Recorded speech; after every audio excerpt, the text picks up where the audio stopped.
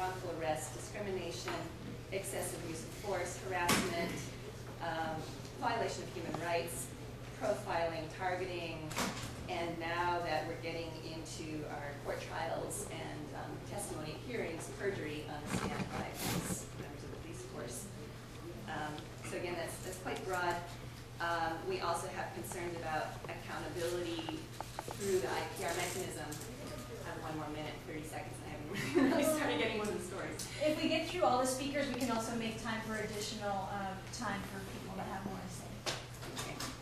So we don't feel confident that the IPR mechanism is going to achieve really any positive outcome or accountability for us. I'm even more concerned now to hear that if an appeal does happen, it will result in the city council having the final say, because at the city council hearing, we were not given time to give our testimony. We were told we were off topic, which was really not the case.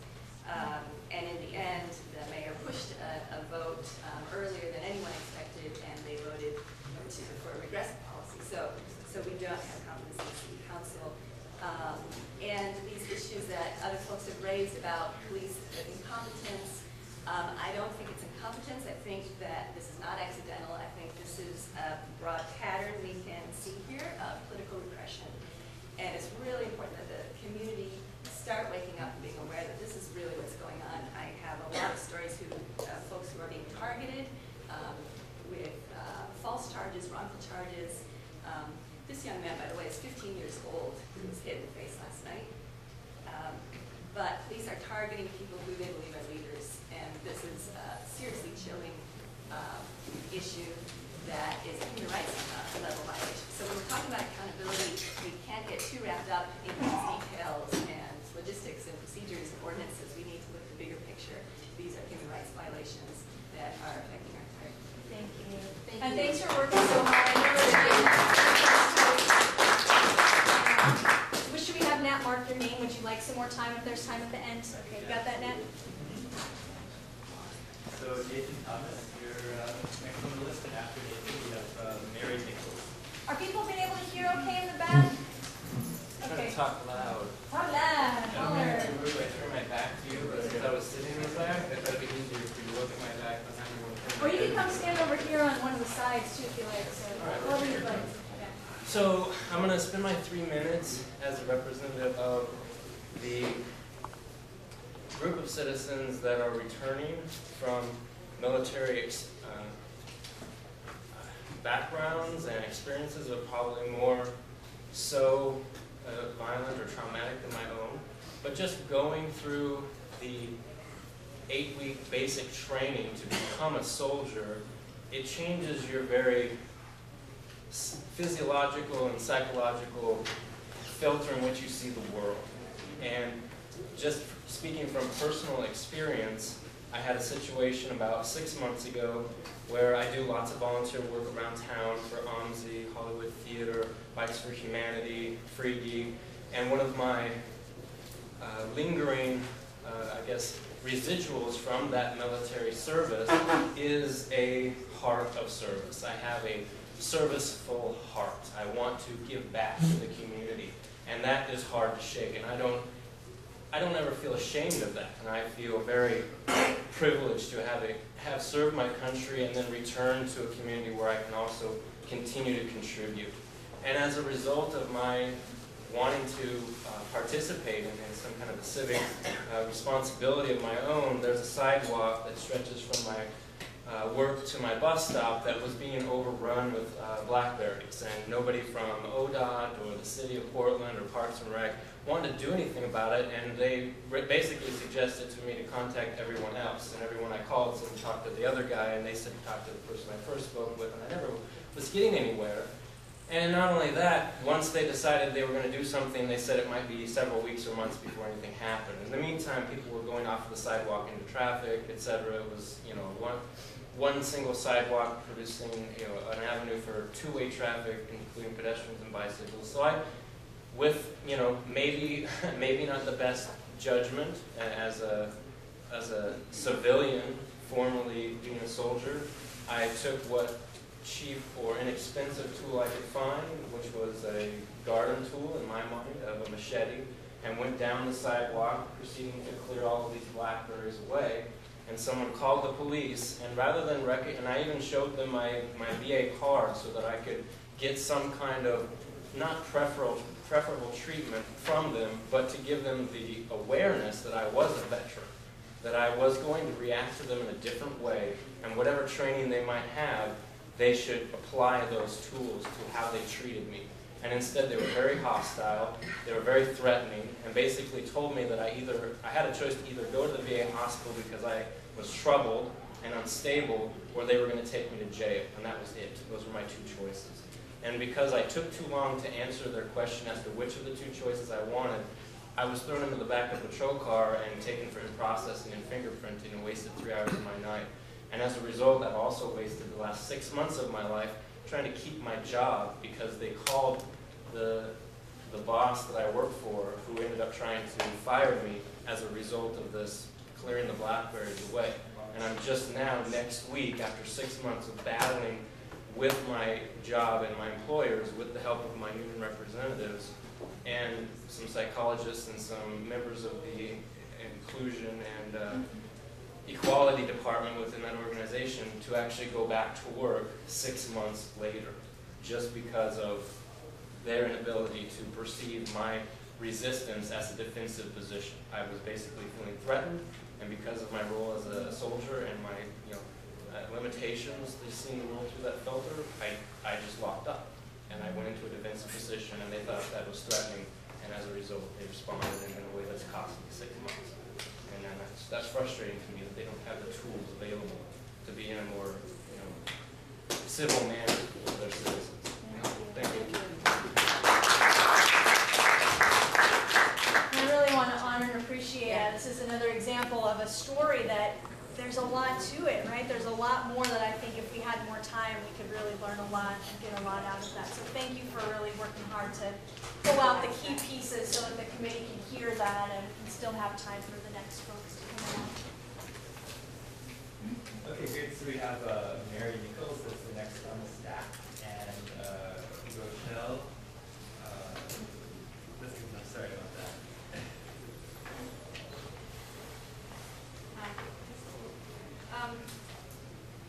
I just like to, I have a public email and I want to give it in case somebody wants to interchange with me about any of these things. And also you, which is mail, M-A-I-L, at GMOFREE,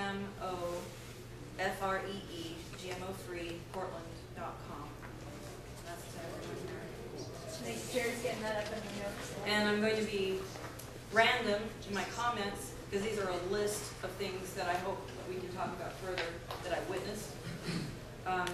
And I just want to say that I love human beings. I think that we're greater than the bodies and minds we carry around, and perhaps sometimes it might be a fun game to see if we can get through life and figure out that we love each other and then succeed in that in our lifetime. So I do want to express some love, but I'm very disconcerted by what I've learned about our Portland police. And I started out believing in that they were on our side to protect us, although I understand there's individual misconduct. I'm questioning what their purpose is here. From being at the Occupied Portland camp, I got in there because I fought the industrial food system takeover. And now I'm fighting the industrial takeover of everything with the government. I noticed that there were a lot of cops standing around outside of our GA at Terry Shrunk Plaza, like 10 over here, 10 over there, like guys hanging out in front of the 7-Eleven. And then on the other side of camp, there were problems with kids I didn't know, with heroin and so forth, and people coming over saying, hey, there's somebody being violent, come over. And they're like, yeah, we can't do anything. So they're there to spy on our meetings, and they're there to walk around camp and do absolutely nothing. And so I couldn't agree that there was a crime problem. What there was is there was a boundary. I also went to some community members to deal with some of these, and they said, well, there's a boundary that we won't come in. And I'm sorry, but that is political. Red Cross is not political when they don't observe boundaries, but the police not coming inside, that was purely political, and there's no room for that. They've escalated. I witnessed on the General Assembly that took place on the street after eviction the next day. I witnessed an agent provocateur. I wasn't sure that he was a cop, but he came in and bragged that he was a Christian and told us we were all sinners in the middle while there was not the ice cream truck, the police truck yelling these orders at us and threatening to pepper spray everyone and beat them or whatever force.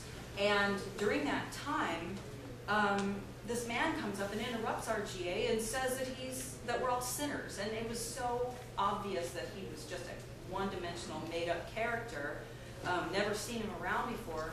Later, I went to the meeting the next day, and he joined one of our groups.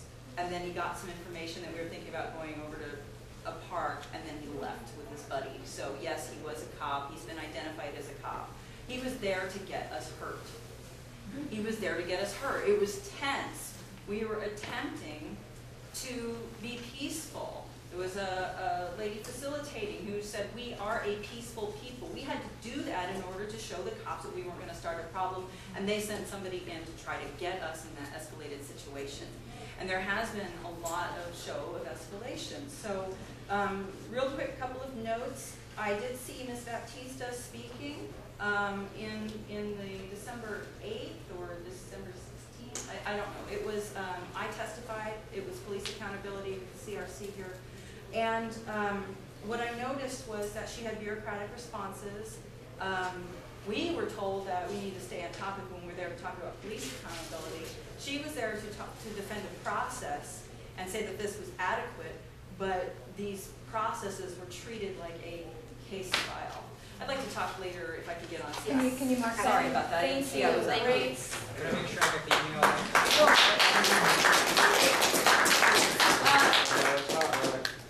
Portland.com after the free. GMO free Portland. Thank you. And one of your committee members, Hank Miggins, wants me to remind you, please feel free to get up and get some food, get some more beverages. Keep yourselves fortified. Okay, great. Yeah, so Michelle, you're up, and we'll have Kaya. But Councilor following you now. So you can feel free to speak. Hi, Michelle. I was the lady facilitating at the Occupy camp on the day of eviction. I stood in the street with people for 3 hours. We started out at the edge of the square, and we were having a general assembly. The riot cops came, we were pushed into the street. We were in the street for about 45 minutes, then we were pushed back across into Main Street, where we were for another 3 hours. I had repeatedly mic checked that we were peaceful people because there was so much aggression. There was so much fear that we were going to be assaulted by the cops, and people that day were so upset about the eviction that it was a really tense situation. I wouldn't choose as a human to be in a situation like that. I felt that my life and other people's lives were in serious danger. I want to stress that these are human rights violations. This is what a police state looks like. Make no mistake about it, this is what a police state looks like. And if people don't understand that, then they need to go and get in situations like that and feel what that feels like. Because when you are unarmed and you are in a street and people are threatening you with assault weapons and chemical weapons, you have no rights. And our Constitution in the states is we can assemble for the common good. It's even a higher test, a lesser test than our federal Constitution. And we don't have that right. So basically, if we can't meet our basic right here without threat of aggression and serious personal violence, we're in a huge mess. And if you can't start there, then there's nowhere else to be. And I just want people to know this is not anything that we can ignore. And we need to be on it every day. And we need to be telling people about it because it's bad. And I hope that we can do something.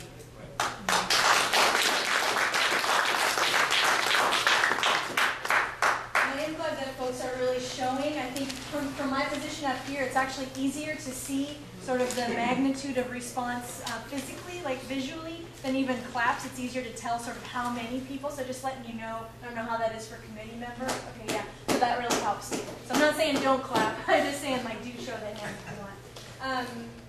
Is that? Okay, yeah, so Micaiah and then Emily afterwards.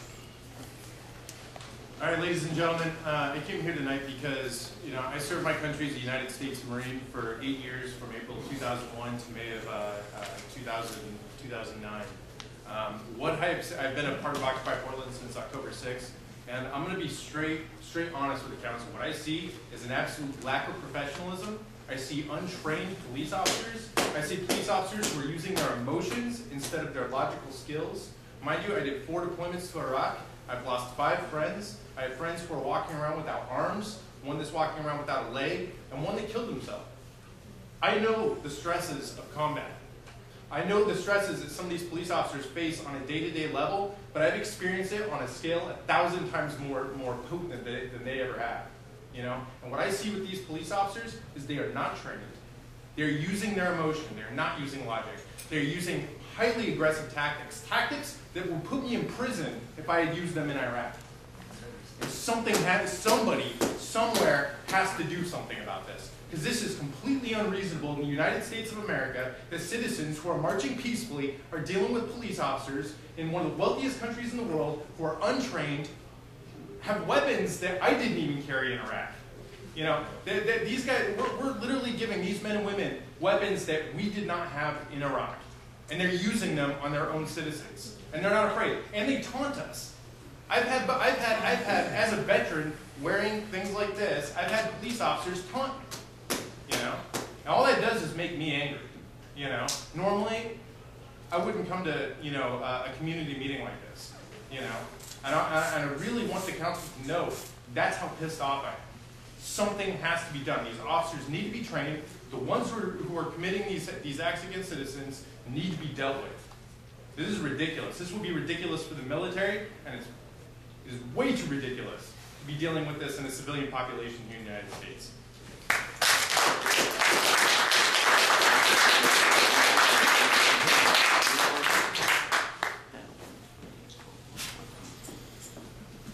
So, Evelyn, you're next, and then Mike. Hi.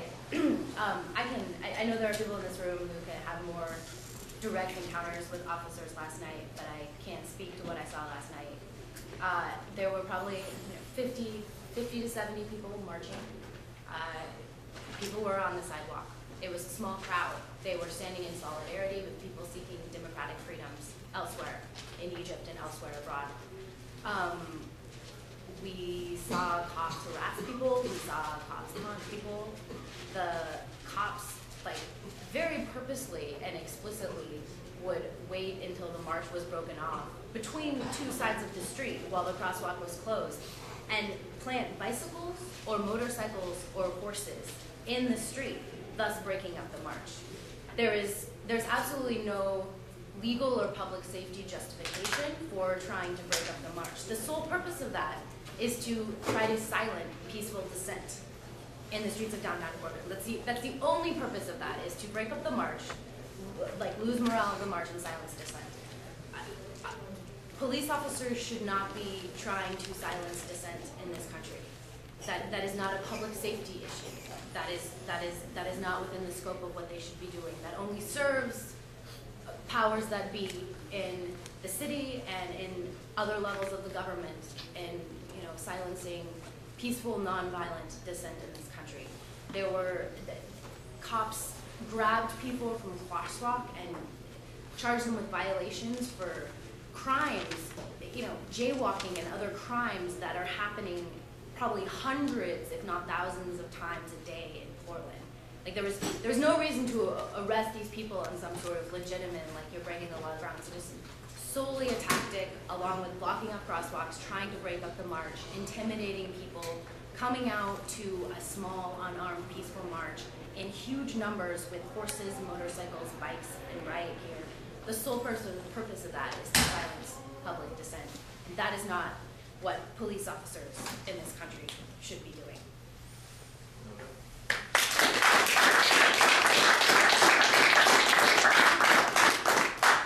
Okay, so Mike, and after you, Mike, Dan.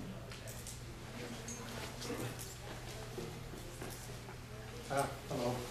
I got some quick notes here written. There's a lot of concerns that I have, and I film a lot as Joe Anybody. My real name's Mike. I've been really trying to follow up on a lot of this police accountability, and what I've been seeing since the Occupy has came to Portland is a lot of suppression of political free speech. It's just incredible on how the violence that's used on protesters. They come out with guns and weapons, tear gas, shotguns. They're putting this all against people who are protesting political free speech. And the use of horses is just being abused for the animals' sake and the people's sake. These horses trample on people. They crowd up on sidewalks. When the horses come out, it causes chaos. It causes almost riotous conditions. So you have a bunch of people protesting, and then what do? They bring in a bunch of police on horses that charge into the crowds. Firecrackers, bottles get thrown, people punching horses. It's just totally uncalled for the animals and for the people. It's terrible to use an animal like that. The chemical weapons, and when they guarded off the parks down there, all these cops on every corner with weapons. For what? For political free speech? For people being in the park? It's just, it doesn't even make sense. On N17, when they went to some of the banks, those horses charged down the streets, they shoved everybody out into the streets, and then they constantly told everybody to get out of the streets when they were packed full of the police. As they kept saying, get out of the streets, get out of the streets. Then it's just an over-abuse of police force and using force. They use the batons, they hit people with those batons, people with no weapons. None of us have weapons. We're standing there like this, and they're hitting people with batons. They're spraying people. I heard they sprayed somebody because they maybe spit on them. I don't know if that's accountable. You know, to spray somebody with pepper spray. Lots of people got pepper sprayed on November 17 because they were legally protesting. Nobody was being violent. The police were being violent. Same with eviction night. All night long, the police stood off as thousands of people stood in the park chanting and peacefully. The police used all that riot squad, hundreds and hundreds of dollars worth of, millions of dollars worth of overtime and equipment, riot squads and police geared up like they were RoboCop 2020. It was for protesters. Badges are covered up. They're not showing their names. We've had this issue a lot of times. Last night, I was watching live stream, and there was constant cases of people couldn't get badge numbers, couldn't get cops' ID numbers, couldn't find. And when I ask, who's in charge of these guys? All these guys are out there. I go up to them and say, why are you doing this? Why? I'm following my orders. My boss told me. Where are these bosses? All these guys out here that we're claiming are untrained, there's no accountability. In some lofty office is an assistant DA or somebody barking down orders, but nobody out on the streets is using intelligence. These are citizens of Portland, and it's just it's not fair. I'll try to hurry it up here. One more point? Okay, yeah. There's human rights violations. There's no accountability. The overtime is out of control. They trump everything up. Riot cops and escalate the situation. When the riot cops come out, everything escalates. It's not needed. And we need to find out who's accountable. Who these people, you can't get accountability. You can't, I mean, I'm coming to you guys to tell you, hopefully, maybe you can make accountability, but it's out of control. And I saw lots of hands, lots of cheers.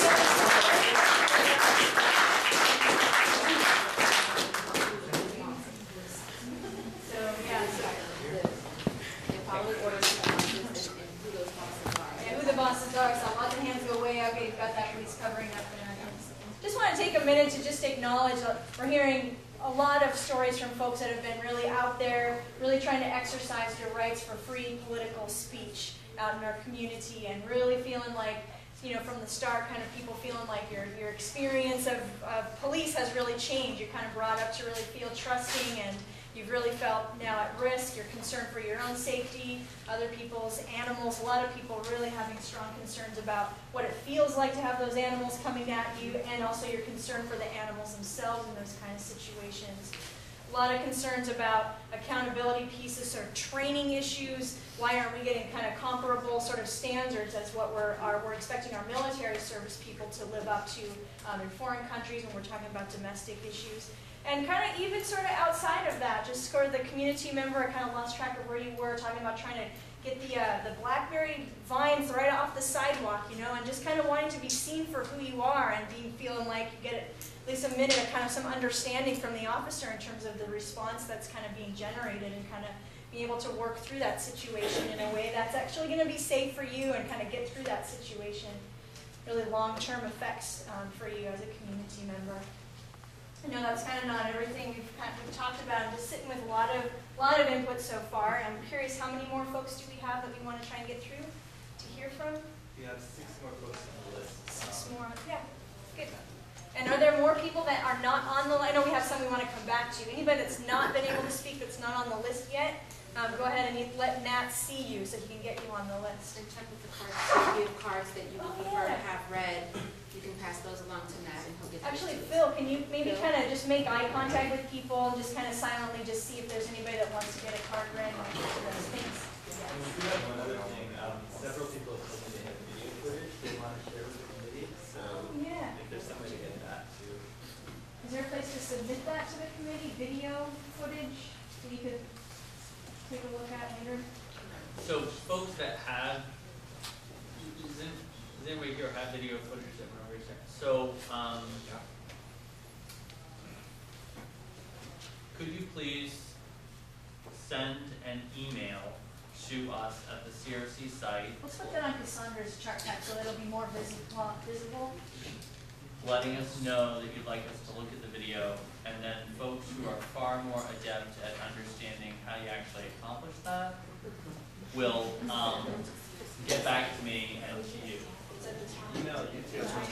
Oh, and if you can attach it to the email because you're smart and savvy and know how to do stuff like that, do that. Or if it's on YouTube, they can send you the link to YouTube. Or if it's on YouTube, you can send us the link to YouTube. You can see who's not the tech savvy member of the Or committee. maybe we can get Irene, would you be able to write that address out?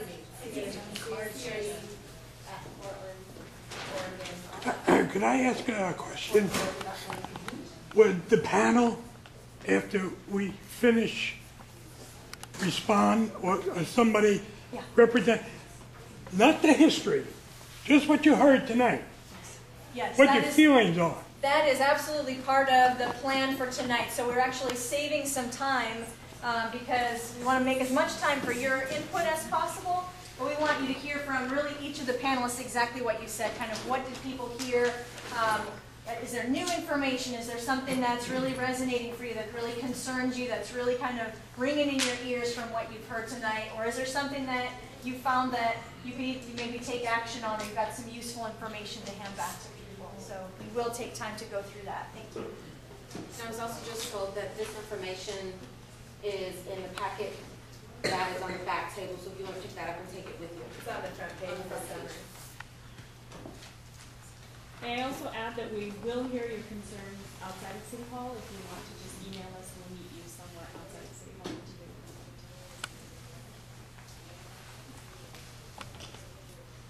So who's up next to speak? Yeah, so Dan, you're up next, and Wes, everyone was following Dan. Hi, I'm Dan Handelman. I'm with a group called Portland Cop Watch, and we've been around since 1992 following police accountability issues and the IPR and the CRC. You know me from your meetings. And, you know, what I'm hoping that what you're hearing is what the City Council refused to hear, which is the prevailing narrative about Occupy Portland is not true. The prevailing narrative, which is repeated here in the IPR's quarterly report, is that the police were peaceful and restrained in dealing with Occupy. That is not the case. Just showing up at all, a mere presence of police officers, the first level of use of force in their continuum of force, and they showed up with all those weapons and horses and riot gear that you've heard about. And they've treated people in ways that are violations of human rights and probably police policies. So I encourage you, especially because you're supposed to advise the IPR, I encourage you to take them to task for publishing only positive things about the police behavior there, and then a few complaints. I can't even tell what the sample complaint is about, and then a complaint about the use of a taser where the only thing that was sustained was that the officer didn't write a report. That's not what we want to hear. We want to hear that they were found out of policy for using the taser on a citizen wrongfully. So this is the you know, kind of this curtain about the IPR and accountability that includes the claim that IPR is independent of the police bureau, whereas if an investigation actually happens, it is the police bureau that does the investigation. It's the internal affairs of the police bureau, and you know, people who don't know that yet should know that. that that's what's going to happen if you turn in a complaint. The other thing that I heard tonight that I'm not sure is true is that the chair mentioned that CRC cannot hear shootings cases. I believe that if a person is shot by the police and files a complaint with IPR, that you should be able to hear the appeal if they don't like the outcome of that case. Okay, There's nothing in the folks. ordinance that says Now I that. guess I don't have to yell anymore. Oh, no. Wow, that's great. Yeah, but one of The the voice members of God. here You got somebody taking care of that. Tanner Thomason is back. I hope I get a there. couple more Jeff seconds. is in the back by Eric back there. We actually hear We're it. still- Mine is really good, delicious. Very tasty. Those Girl Scouts, sandwich, get some snacks.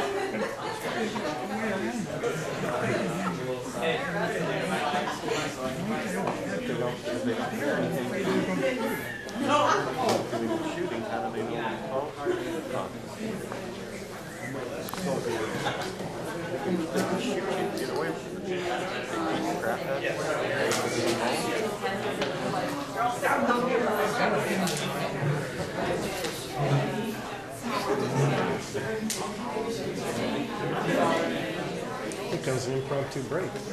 I guess so.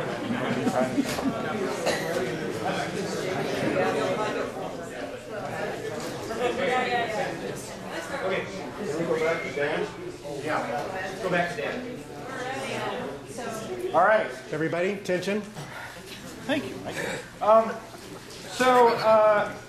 Just going back to this prevailing narrative about Occupy, for people who don't know, there were two churches that wanted to give the Portland Police Bureau Nonviolence Awards on Martin Luther King Day. One of them was actually talked to by a member of Occupy, and they ended up giving out an award to both the police and Occupy for bridge building, which, you know, I believe there's some bridge burning that went on, but that's better than giving the police a nonviolence award. But another church, the Highland Church, actually gave an award to the police, even though people in the community know what the police did with pepper spray and horses and so forth. Finally, I guess for now, the shooting of a man with mental health issues last night is on everybody's mind, I think, and we've seen this over and over again. We, Portland Cop Watch, advocated for years for crisis intervention team training for every officer. Finally got that, but we've never gotten the answer to how they're going to reconcile crisis intervention team training, which de-escalates the situation, with training on shooting, which is shoot until you stop the threat. And they've never answered the question about that, and so obviously at some point last night, one kind of training turned into the other, and now we have another dead civilian. So I really think we have issues to deal with, the shootings cases, the violence against protesters, and there's racial profiling, there's lists of shootings, of issues that we've been dealing with for years that I think you all have heard about and addressed some of it, but I encourage you to keep doing your work and look into these things and make a change for the better.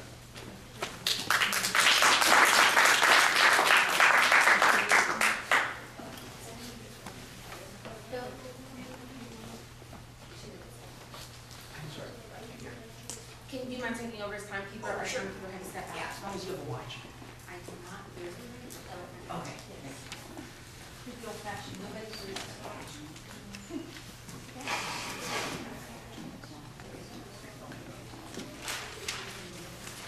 All right, now who's up? Yeah, so Wes, you're up, and Mario will be following. Not used to this, so bear with me. I'm not going to presume to speak for Occupy. I wasn't at the camp. I have health issues that precluded me from doing so. I have participated in a few marches, did what I can, dropped off food, stuff like that. Brought some of my friends down to check out Occupy. So I've noticed like certain things. The only times that there's a problem with violence with any of the events was when the cops showed up. We went to the NDAA march, and there were no cops there, no problems. Everybody was peaceful, nothing happened.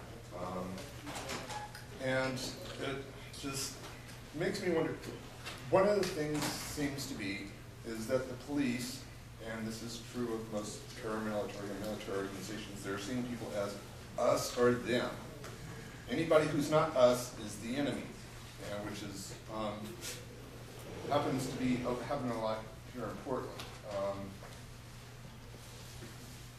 And I think there's several ways we can help to alleviate this. It's brought up by a friend of mine who's not here tonight, but he's been at some of the Occupy events. One of the things we can do is get the cops out of the cars and on the streets. Have them walk a beat. Let them get to know people so that they don't see them as something alien or other. Because that, that leads to all kinds of problems. Also, especially with, like, when this, I hate to tell you a kid, but with the undue violence here, I think that as a possible policy is to basically test the cops for steroids. Yeah. I mean, it's a problem. I'm not sure how big of a problem it is in the police department here. I know in some police departments they have had problems with cops on steroids, violence. Basically, that's all I really have to say here. Besides, I can sit down so I can get somebody else talking. I don't have to be the focus here.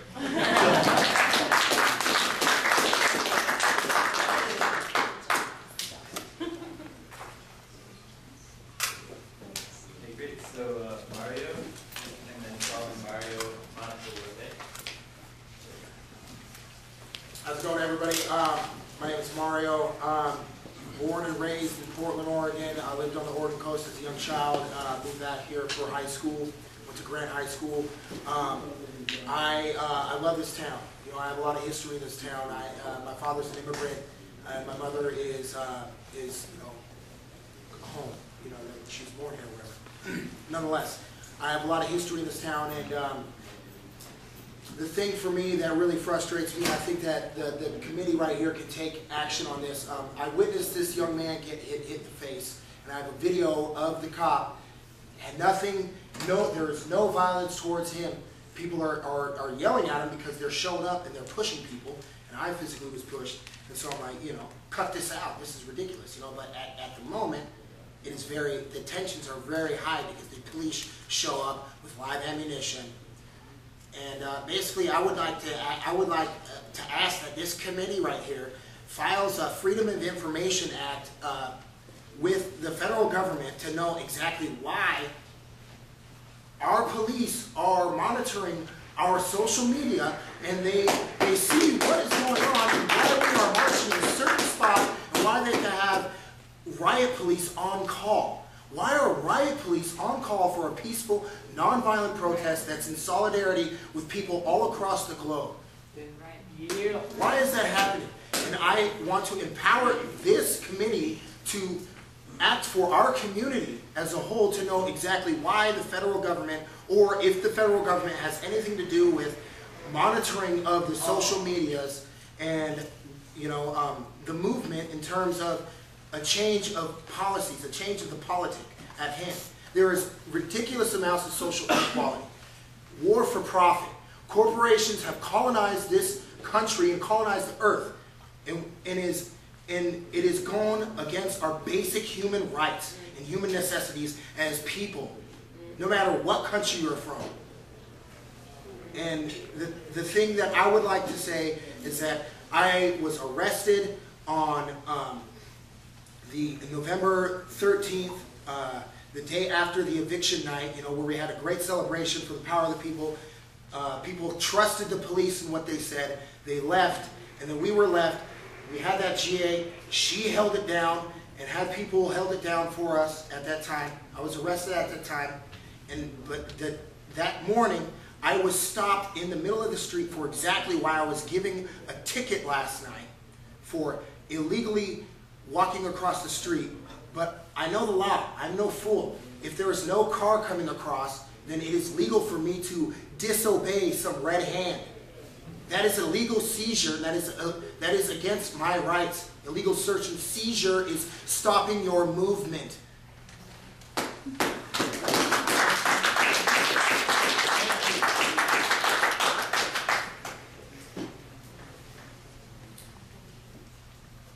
So, just a couple more, right?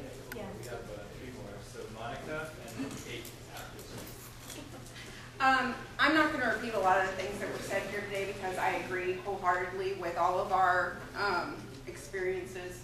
It's disheartening. I just recently came from Kansas City metro area, about the same size as Portland. This wouldn't happen in Kansas City. I don't know why such a liberal progressive city is allowed to, the police that represent this city is allowed to treat its citizens the way that it does. My friends in Kansas City don't believe me because they don't understand. It's not within their thinking that these things happen. I have been shoved off of a sidewalk onto a street. My main focus was to keep my boyfriend calm so he wouldn't get arrested for assault for protecting his girlfriend. Last night, in addition to the face-to-face police and protester confrontations, I had to help a guy up that was getting trampled by the crowd because the riot police started coming at us at the sidewalk in front of 24-Hour Fitness. So they're not only causing violence face-to-face with the people on the front lines, they're potentially causing trampling issues. And, you know, it's not just what they do to the people that they can see, it's what they're affecting all around them. It's infecting the safety of everyone involved in the situation. We were there to celebrate, you know, the uprising of people getting their voices back. We had about 3 to 4 minutes silence at one point in the middle of the park, and it was powerful. It was good. It was nice. We liked it. And that's all we wanted to do. We wanted to march, and we wanted to show our solidarity. But the police came, and that was the worst show of violence I've seen yet to date because it was so widespread. Because it was so acceptable for all of them to intimidate us and push us. I was pushed around last night as well. So, and I don't know anyone that walked away from last night not seriously disturbed by what happened. So that's all I have to say.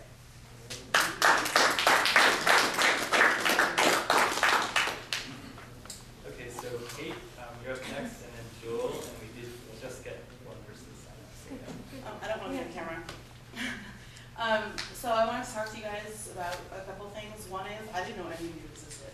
I've lived in Portland for almost 12 years now. I had no clue that you guys were around. None. So if you're doing community outreach, you kind of need to ramp it up a little bit. Number 2 is nothing that has to do with Occupy. I'm part of it, but when I went to a march way back 10 years ago, when the Iraq War first started, I had my 18-month-old son with me. He was maced. My baby was maced. I filed reports. I filed complaints. I did my thing. I'm pretty ostentatious, so, you know, I do my thing. Nothing ever came of it. The second event happened about, I don't know, maybe 6 months ago. My son, who's 11 now, was victim of a bullying and sexual molestation. I called the police. Number 1, it took them 4 hours. 4 hours to get to my house. Number 2, they told me that there was nothing they could do. So my son, 11, has to live in fear because the police won't do anything. This speaks to such bigger issues than anything else. When our children are in danger now, like this young man over here, he could be my son. What's going to happen when my kid gets older? What's going to happen then? The third thing is that my daughter was kidnapped by my ex-husband. I called the police again. Nothing happened. We can't do anything. Really? Because there is a parental kidnapping law. How do I know this and they don't? So really, I want to know what you guys are going to do. Like, there has to be some sort of recourse that we can have because we cannot be trampled upon. I will not let my children be put in danger ever again. And if that means that I have to go down fighting, I will. There is absolutely no way that this can be acceptable. And if it happened to me, it's happened to hundreds of thousands of other people, and it will continue to happen until something is done about it. Thank you.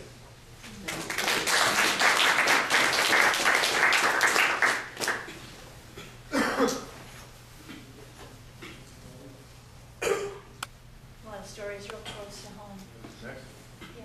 So, and we have one after. Joel, and yeah, Joy after. My name is Joel Shriven. Just from my background, I've worked with social work and education all my life. So I've been trained a lot on de-escalation, and right now I'm teaching in a small alternative school, so I work with adjudicated youth, like you were mentioning earlier. So I stand up for the police a lot because these guys like to call them punks and pigs and all this stuff. So I have to, part of my job is telling them, these are good guys that you guys respect, they're doing a job, doing service. And last night at the march drastically changed my opinion of my perception of them. They were completely unprofessional, completely military tactics, pushing us around. I've been nudged before, but last night I was physically pushed two-handedly, fell backwards, like full force, fell backwards by Officer Byrne. There's witnesses to that. They corner us, they surround us, they tell us to move, there's nowhere to move, so they push us. It's the opposite of de-escalation, it's escalation. They come, they yell at us to move, they surround us, they give us nowhere to go, give us no options, and when we don't move, they're surprised we can't move, so they push us, and they push us harder. What's the guy's name in the wheelchair? Justin. Last night in front of 24-Hour Fitness, he was trapped in a sea of people. I believe we were surrounded on both sides, and they were using their bikes as weapons, and I was standing in front of them, and they're pushing bikes, and I'm like, there's a guy in a wheelchair who can't move, who's surrounded, and they push me harder. They don't listen, they don't care. They're completely irresponsible, unprofessional, untrained, and it's really a disgrace to our city, and it's a disgrace to our country to treat civilians like this. They use their bikes as weapons, they use their horses as weapons, as you guys mentioned. The other problems I have with, the other problem we have with the horses is they block your view. So when they're taking people, they're slamming them down on the concrete, and they file on the horses. You can't videotape it, you can't watch it. Why can't we watch what they're doing to our fellow citizens? It seems, I also watched Officer Stainbrook push two women down who were standing there, not doing anything, not inciting anything. Another example of them inciting violence, of them being aggressive, of them not de-escalating but escalating the situation. When there's no situation, they come in, they create a situation. They are the escalation. We're peaceful protesters. I've been trained in de-escalation. I'm cool-headed. Exactly what I'm talking about, police oppression. And they're doing the exact opposite, and they clearly have no training, or if they do, they're choosing not to use it on de-escalation and handling the mentally ill, which is, it's a disgrace to our country, and we deserve better than that, and yeah, it's a real shame.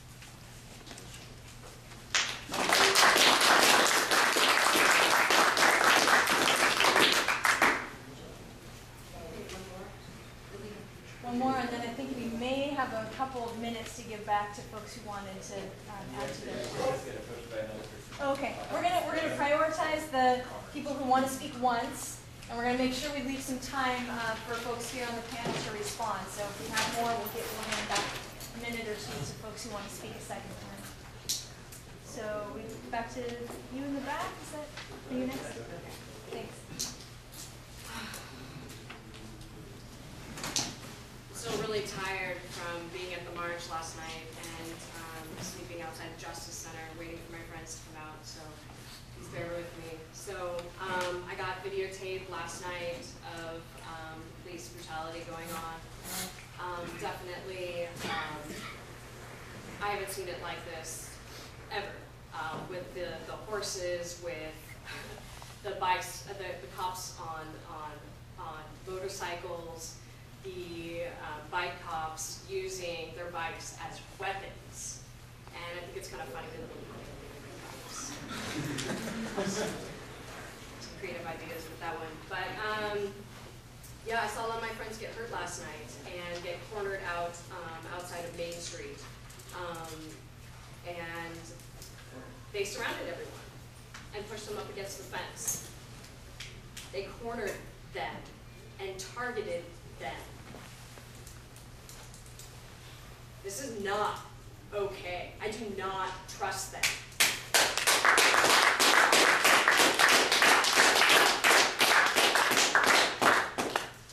I have footage of them taking Elmira and shoving her down on the ground, also Allie. I have footage of the family that was shoved up against 24-Hour Fitness, gentleman with his wife and his 2 children, and even protecting his son back. And he's like, what are you guys doing with the horses? And shoving them and like not saying anything to him, just keep on moving, and it's like they're forcing them up where they have nowhere else to go. Elmira was definitely abused by Stybrook, and Stainbrook. She also was shoved into a police vehicle. She was tied up like cattle on the ground, and then when they were escorting her out, she was put into a police vehicle, but she wasn't in fully, and they took the police car door and slammed it against her 3 times. Her knees are just completely bruised up. She's definitely emotionally, mentally not there. She's really shooken up still. So I just wanted to state that. Also, Frank Seidewicz is still in the Justice Center. He was taken off the streets, or off the sidewalk into the streets by the police on the motorcycles, and definitely attacked. And they're not releasing him, so he's still in the Justice Center. So I just wanted to mention that. So I'm just, I'm fed up. I'm done. I'm not putting any trust into their system any longer. It's pathetic.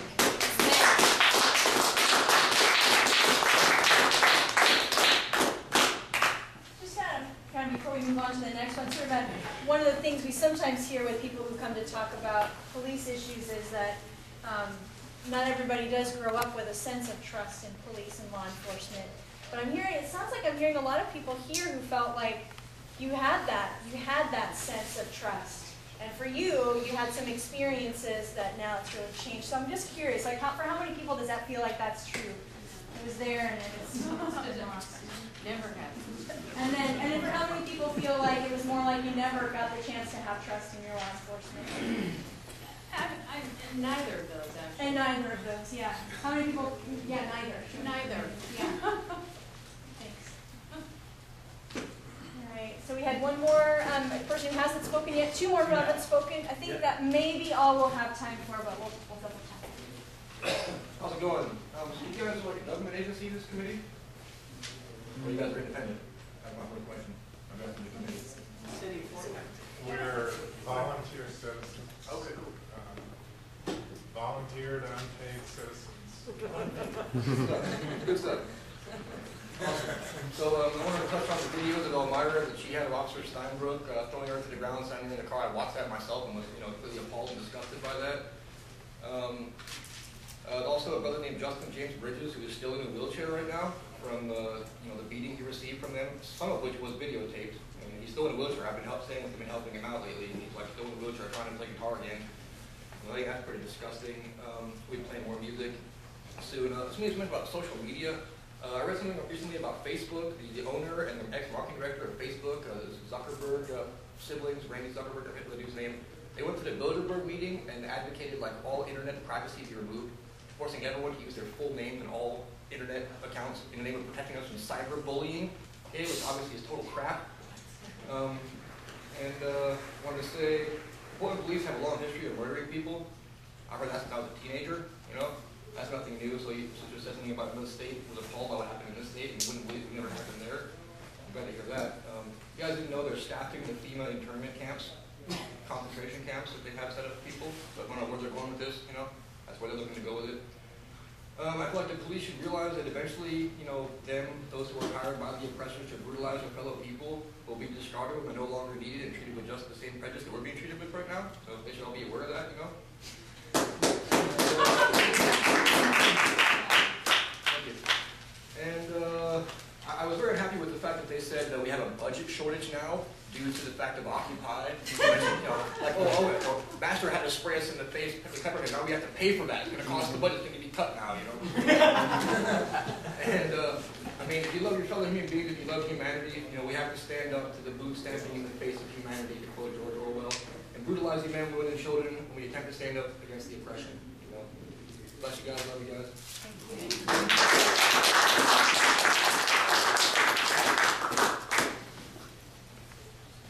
And then the last number is It's real short. I'm not much of a speaker. This is just 3 simple questions. What are the police doing? You answer that yourself. What are the police doing? We'll at this point, we'll get Jerry to log the questions, and maybe something that he'll choose to answer hear in your I remarks, don't or want just to kind of hear sit it, with just it? answer it in your own head.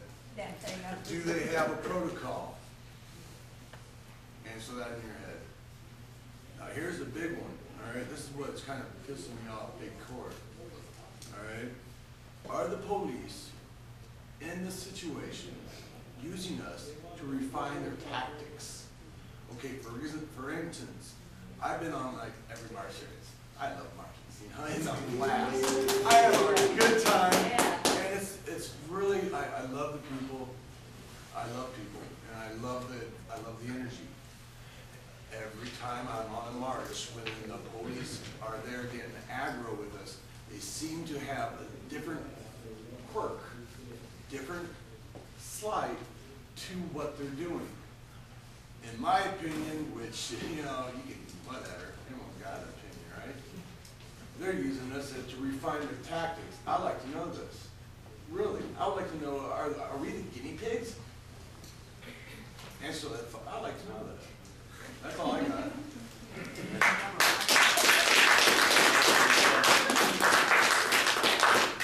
Well, before we shift, I think I saw a card going to Phil. Is there some written input that we haven't gotten to at this point, or? This is the only card so far. Does anyone else have a card? In the corner? Some here. Oh, good, thank you. Yes. Thank you.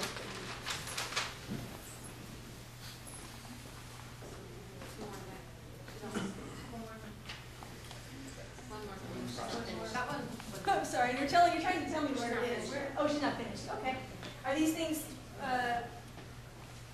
should we go ahead and take a minute to read?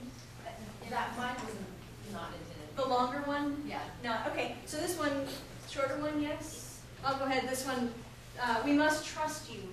Tell us how you think trust by the police can help us trust them. So again, echoing that word trust has come up a couple of times in this other context as well. Just go back to the people, if there was not anybody else that wanted to speak to let them finish their comments. Yeah, maybe I think there 2 were two minutes? people. Well, and actually I need to add 20 seconds, I forgot to do this for justice. Okay, so we have, I think, three people we wanted to try to get back to. So it's gonna be shorter this time. It might be almost harder than what you just did. But I think we can do about 2 minutes per person. And we wanna get back to the panel as well. So I think Jackie, you were the. Yeah, real quick. I just want to say very clearly a few things that are a little bit different from what you've been hearing. I don't want to be part of a charade. This is not about lack of training, mistakes, anything like that. This is deliberate. We're seeing the same cops, aggressive cops, being used time after time. They pick their cops who they know are going to be aggressive, and they use them against us time and time. We're getting to know the patterns of these cops. We have multiple reports on individual cops. We know their names now. So this is not accidental in any sense. And if we're talking about accountability, it's not about individual cops. We need to go to the top and find out who this is coming from. We don't trust the IPR because we don't have any assurance that there's any firewall between our complaints, information we give in the complaints, and the police. And we are being targeted individually as activists. We have evidence of this. There was one man, the most egregious case so far, who was arrested for armed robbery, 3 counts. He has proof he was not even in Portland. He doesn't even live in Portland. He was simply targeted because of his political activity, and there's a widespread pattern. I'm giving you the most egregious case. The bikes, his weapons, things like that. This has been a consistent and steady escalation. These are not new tactics. It's been consistent, but it is escalating, these patterns of excessive use of force. And then I have many, many individual cases, but I'll let other folks speak to those.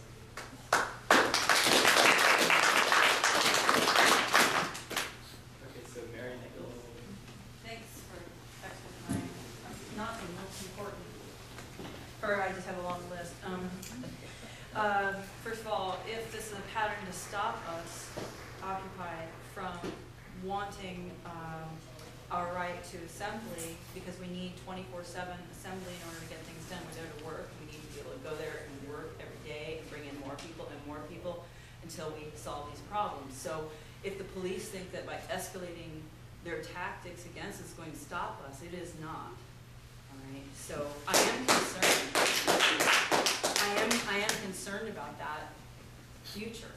And I noticed that things got real different when the mayor was on the phone call with the other 17 mayors with the Homeland Security. And they busted all the occupies, and I can see very clearly that they will do anything and raise it to keep us from reoccupying and to keep us from anything. I mean, we can't even have a little peace march. So I ask why, when I see cops assembling, because there is a march against the NDAA, I asked a cop, I said, why are you here? Why are you assembling around the corner? What do you think is going on? This is a march against something. This is really important.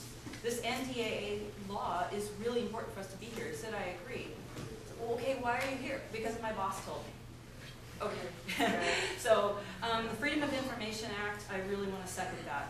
I think we should have an investigation to see what is driving our cops to do this to us. So that it's the law. And the other thing is I want another meeting just like this, if possible, because we're not.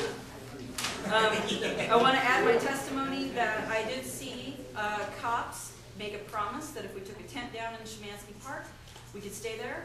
In the morning, they pretended to, or actually, I believe the cop when he said I got directions from the night cops that you couldn't have any sleeping bags. Because of that, there was a young man who was awakened by a park ranger. He was dragged out when he was sleeping for saying, I'll screw you up, whatever he said, as a threat. But the guy wasn't even awake or out of his sleeping bag. He couldn't even see who was doing this, only that he was getting shoved. And people were saying he was sleeping, okay? Clump of hair ripped out, little tiny kid for doing what they said we could do. It was an intentional breach of trust. I have a bunch of video. I also want to say that I want to leave my video here. I don't want to come back to it later for technical reasons. I would really like the right to be able to do that. I beg you to let me do that, because when we're talking about trust issues, I don't know that I'm not going to be mugged for this evidence. I have evidence of police doing something criminal in my pocket, and I want everyone to be able to leave it. Right. So question to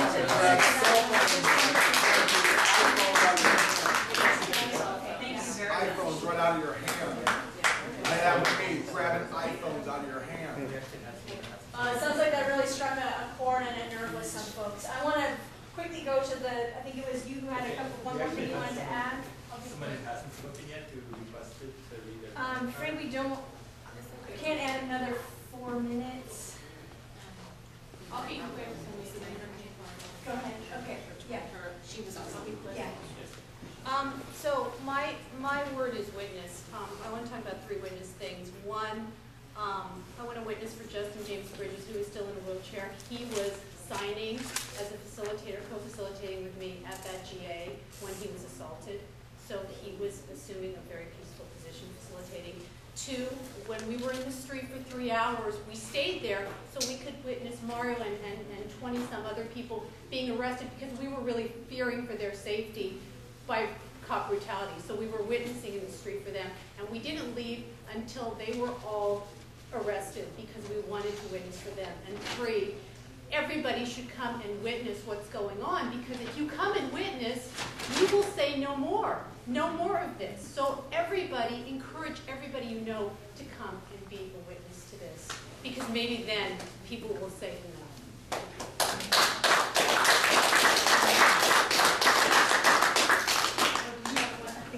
Yeah, just a short thing. I just heard somebody talking about cell phone being taken away. My colleague from Flying Focus is here, and we've seen for years, not only in other countries, but here, the media being targeted. And I understand that the person with the live stream was knocked down and the computer was broken last night. Is that right? Yeah. Okay, so this is a pattern we've seen before where the police try to take away video evidence and they try to squash the media. So, and also just a little plug, we have a Portland Cop Watch newsletter. If you want one, come see me.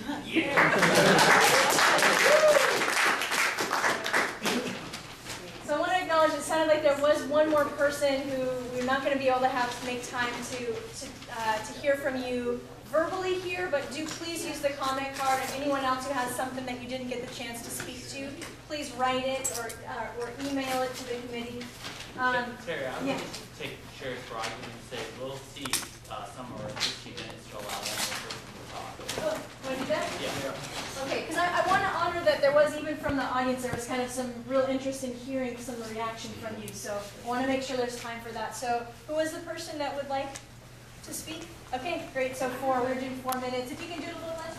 It's real quick. I just have a totally different perspective. When I came in here really not knowing what to expect, I am not somebody firsthand involved with Occupy Portland. I actually was more concerned with the police shootings, and I did not realize that that was not something that people have a say in.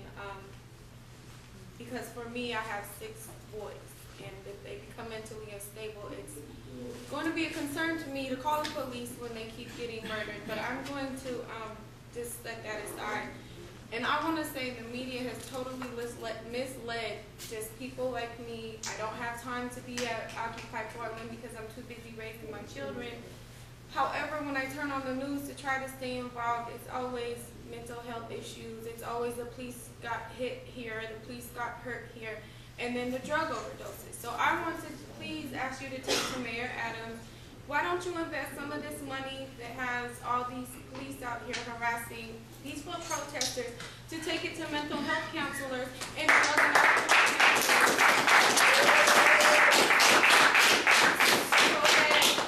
I'm not like totally shocked and almost in tears by what I'm hearing because it's been totally untrue for however many months. And I'm sorry that I was naive. I'm a naive little person in my hermit life, and I'm so sorry for that. And I don't know that I can come witness again. I'm extremely busy. I had to sneak away to get here tonight. However, it's really enlightening to be here amongst everybody and realize that there's a lot to be done. But I just welcome those people out there instead of the police and wish that they would leave peaceful protesters alone.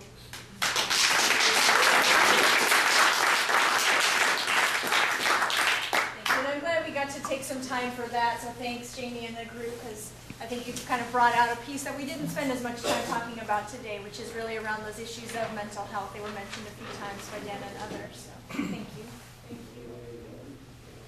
So we're going to go ahead and turn to the panel for some response. Yeah? Okay. I think, yeah, okay, good. So, so the invitation to folks on the panel, again, don't feel that you have to kind of be an encyclopedia of reporting, because I know I saw a lot of note-taking going on here, a lot of listening. So just if there's maybe one key piece or just a key piece that you just want to reflect back, something that you've really heard that you're taking to heart, something, if you hear something that you might be able to act on, let people know that. If you feel like you'd like to answer any of the questions that you've heard, feel free to do that. So maybe we can kind of go across and maybe leave Jamie for last, maybe the one to close tonight. Sure. So if there's someone that's ready to begin. Well, I can start. First of all, I want to apologize for being late, and also to say that I've been out of town, so I don't know anything about what happened last night, but I will do my best to catch up and find out what's going on. I really appreciate all of you being here. I hear your frustration. I hear the distrust, and I'm hoping that we can do something to change that. And if you can work with us, we can work with you.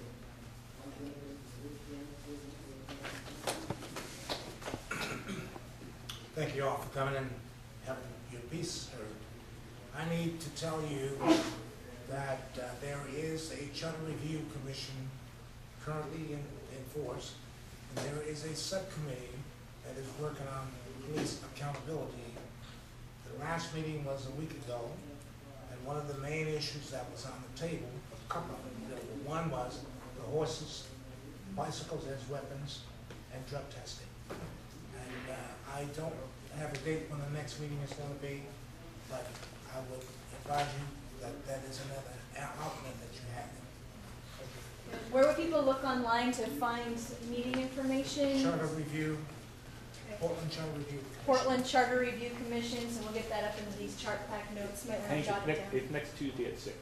What? Next Tuesday at 6. Okay. I've been out of town too, so I Excellent. So, I guess I first want to clarify what our role is on we're the Citizen Review Committee.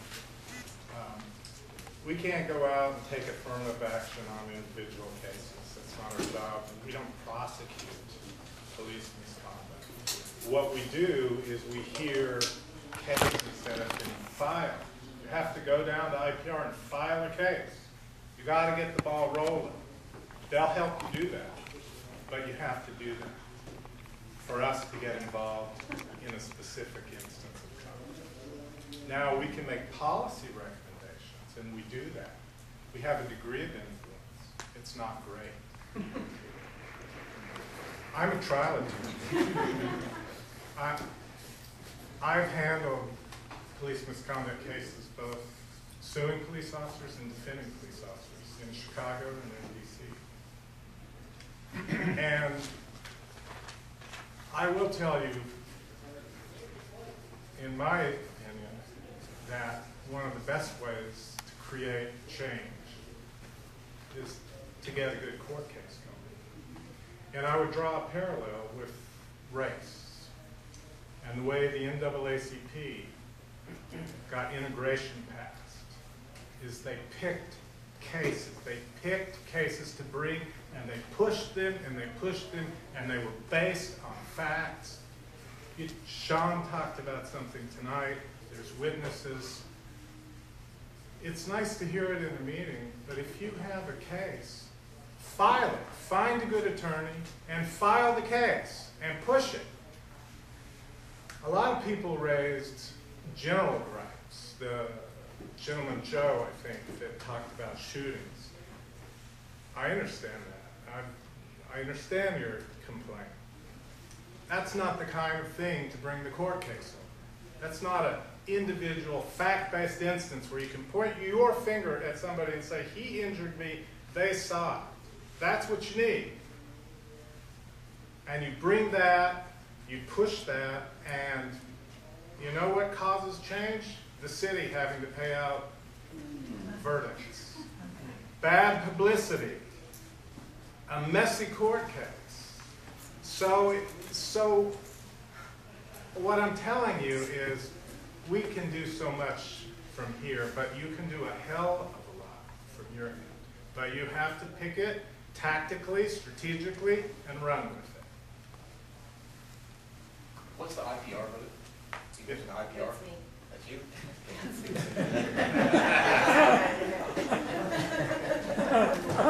Okay. I think the thing that hit me most was the lack of trust that the community has in the police right now. And I used to be a cop, I'll be honest with that. I was a cop for 27 years, and it really makes me sad to see that happen. What I echo what Steve said in terms of filing complaints, be good witnesses. One of our most effective appeals was a young man that was tasered by the police. It was beat bagged at the same time, and we had video. We were able to look at that video, and it was a slam dunk for us. And we took threatened to take it to council, and the police department said, "Oops, yeah, you got us on this one." So be good witnesses. Also, our power is very limited. So, and we've been trying to expand that. There's a lot of people in control that don't want our power expanded. So, pressure your elected officials to give us more power, to extend our power so we can do more.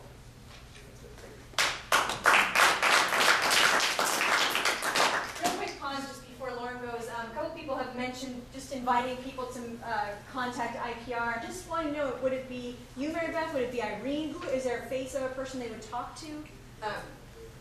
Well, there's multiple ways that you can file a complaint. We have complaint forms here tonight. I do want to echo what Michael said. The video is really some of our best tools. It is a way to stay. Someone was concerned that that you wouldn't be able to make anonymous complaints because you have to give up your information. If you provide a video, then we don't need to know who provided us that video at all. If we have a video, that's one of the best ways we can keep whoever provided it anonymous. So I just, outside of the court example, I know that there's significant distrust in the room of the police bureau as well as IPR. I'm not naive. When I walked in here, I knew that. But I have to encourage you, you have to use the system, especially you. You have two officers who you know their names, you know people. You were there, it was you're his witness So that is, I mean, you're in a room here with people who you may not have known was sitting next to you when you got pushed up against 24-hour fitness, the families. So get together and see who saw what. And you get your witnesses together and file your complaints. Even if you don't necessarily know who that officer was, we have a lot of ways to find out who those officers are. Please give us your videos, because I guarantee you that if we don't know who they are, we can get the police bureau to know who they are. And we also have access to everyone's face at the bureau. So if you have videos, please submit them. Either submit them here tonight or submit them online to the IPR and CRC. There's complaint forms that are back there. They're blue. The website, the email addresses are here. Email them to us. Email us your complaints. I know that there is significant distrust of the system, as there's significant distrust of the police bureau, but we have to start somewhere, and if you file your complaints, we can work through the system together. Can I ask a question? How long do these usually, I mean, obviously they all take varying lengths of time, but what's a typical length of time that these investigations take? It depends. You know, if it's, I'm not trying to be years, big. Months. We hope at the long end, 8-9 months. Video cases with 1 or 2 witnesses and 1 or 2 officers, we hope that's more between 3 and 6 months. I also want to I know I'm stealing your time, I'm sorry. I also want to say that I have someone in my office, an investigator in my office, that is watching the video footage of both the December 8th and the December 16th City Council hearings, where a lot of you came and gave your testimony about direct examples. He's looking through all of those, he's matching them up to the names that were used on the public sign-up, and we're trying to contact those people who were able to give us specific examples. So if you were one of those people or know them, encourage them to answer our phone calls so we can talk to them, and because we can initiate our own investigations now, and that's what we're doing. I want to thank everybody for coming. I really appreciate whoever started this tonight with talking about how we really should just love each other. I mean, that means a hell of a lot to me. The only one thing that I'd say on what you guys were asking, some of the things you were asking about was, one is how the hell do you, how the heck do you identify the cops when they're doing things? And we have asked that question, and we haven't been given a good enough answer. So we're going to continue pushing that. And that's one of the things that we do in our work groups. That's it.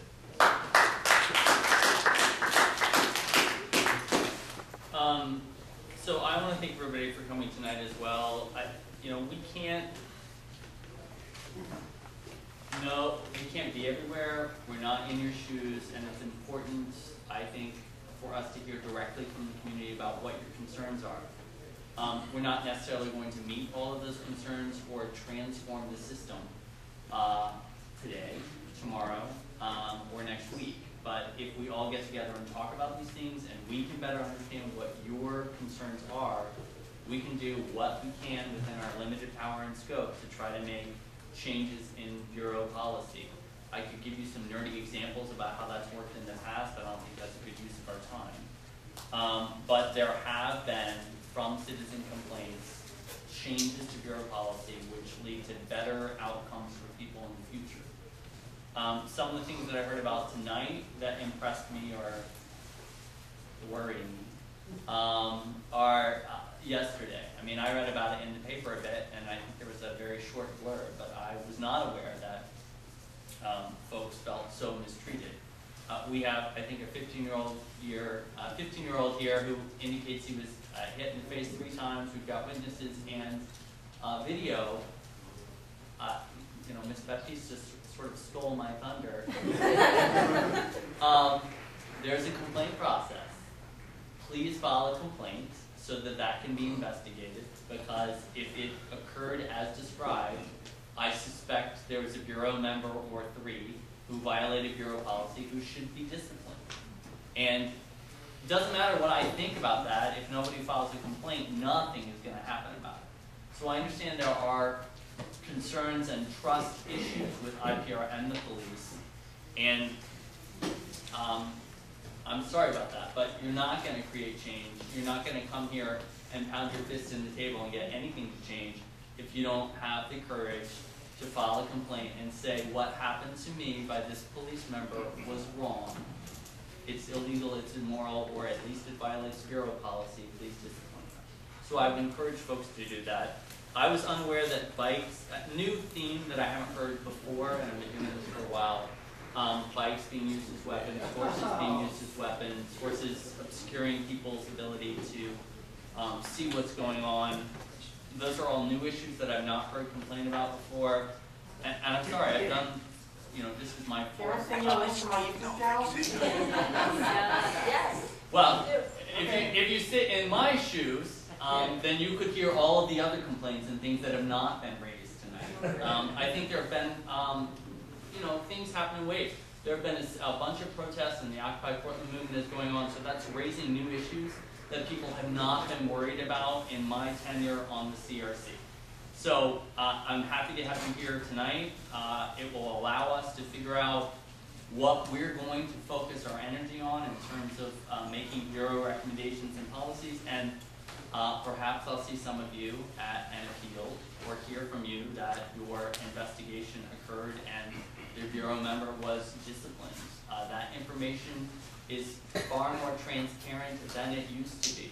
The Independent Police Review Division releases information about how many investigations occurred of police officers, what discipline occurred. They don't tell you Joe Schmo cop got this discipline, but what discipline occurred, and they give you a general outline of what the incident is. So it's not necessarily that easy to find it, I agree. Our outreach efforts have been strong from my position, but a lot of people don't know that the Independent Police Review Division is here or that the CRC exists. So tell people, let them know there's a complaint process, and be involved in creating the change that you're requesting.